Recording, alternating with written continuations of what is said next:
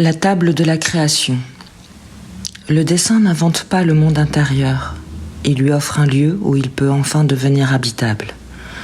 La création n'est pas pour moi une activité, c'est une nécessité vitale.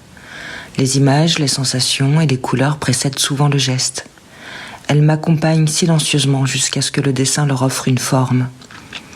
Le papier devient alors un espace où l'invisible peut respirer, où le tumulte se transforme en présence et où le monde intérieur trouve enfin une architecture.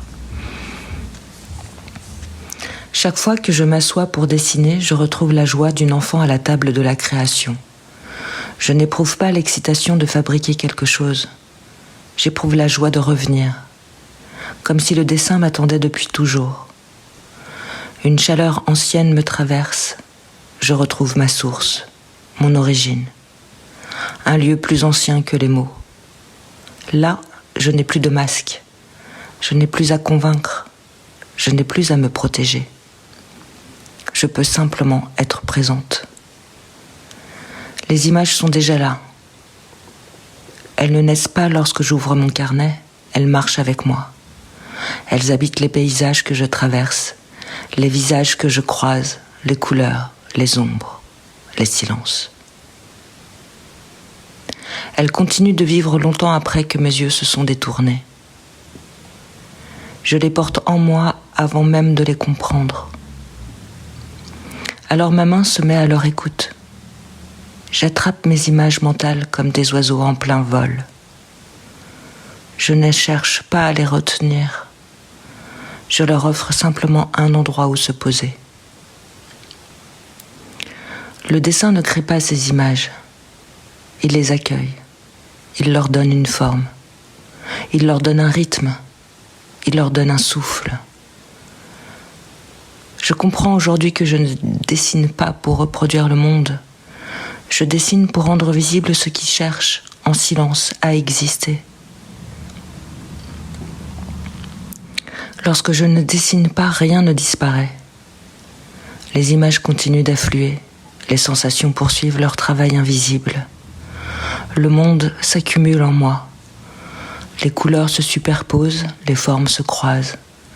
Les perceptions deviennent si nombreuses qu'elles finissent par ne plus trouver leur place.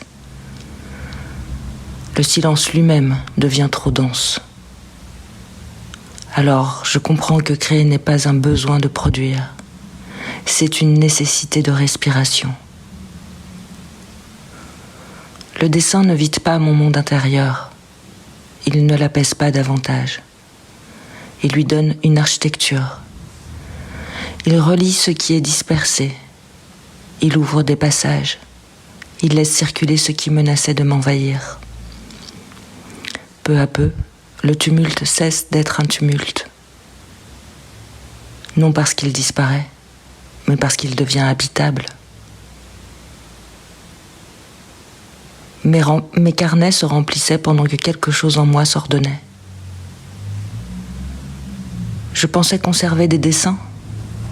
Ils construisaient patiemment une manière d'habiter le monde. Chaque page m'enseignait qu'il est possible d'accueillir sans posséder, de regarder sans retenir, de laisser apparaître sans forcer. Je croyais apprendre à dessiner. J'apprenais une manière d'habiter le monde. Et peut-être est-ce cela, depuis le début, dessiner l'attention. Offrir une demeure à l'invisible afin que la vie puisse continuer à circuler entre le monde, le papier et celui qui regarde.